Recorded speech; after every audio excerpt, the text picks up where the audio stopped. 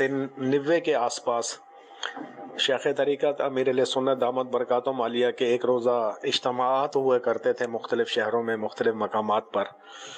تو ماشاءاللہ بڑے بڑے اجتماعات ہوتے تھے.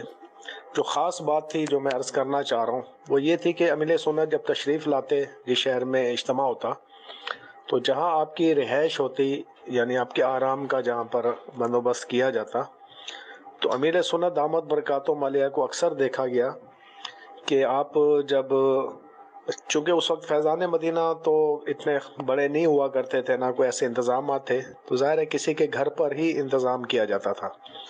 تو اس گھر میں داخل ہونے سے پہلے جو میں نے نوٹ کیا وہ یہ تھا کہ سب سے پہلے آپ بیت الخلا دیکھتے تھے WC کا رخ کس طرف ہے اور جو نل وغیرہ لگے ہوئے ہیں وہ لیک وغیرہ نہ ہو ٹپک نہ رہے ہوں. تو اس چیز کا خاص طور پہ ایک یہ اور دوسرا یہ تھا کہ آپ اپنے ساتھ ایک پلاسٹک کا نرم پلاسٹک جو ہوتی ہے نا کاغذ والی اس کا ایک رول رکھا کرتے تھے.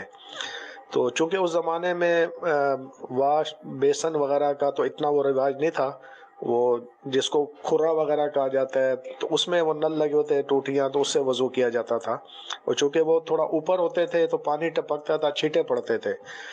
تو امیر سنت دامت برکاتہم عالیہ کے ساتھ جو اسلام بھائی ہوتے تو وہ پائپ جو تھا وہ نرم پائپ جو ہے اس کو وہ اس کی پیمائش کرتے نیچے فرش تک اور اس کو کینچی سے کاٹ کر وہ نل پہ چڑھا دیتے تھے اس کے ذریعے پانی گرتا تھا. تو اس قدر احتیاطیں اور اس قدر یہ میں عرض کرنا چاہوں گا کہ کیسا ذہن بنا.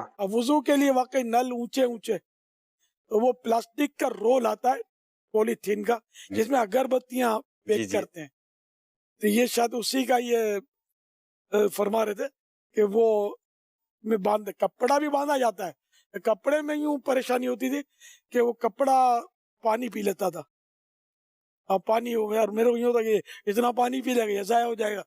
پہلے تھوڑا پیے گا پھر بچا ہوا میرے کو پیش کرے گا. یہ پلاسٹک اچھا ہوتا ہے کہ یہ پانی نہیں پیتا شریف ہے یہ تو پانی کی بچت ہو جاتی ہے. تو یوں پلاسٹک کا رول میں اب یہ زمین تک کہہ رہے حسب ضرورت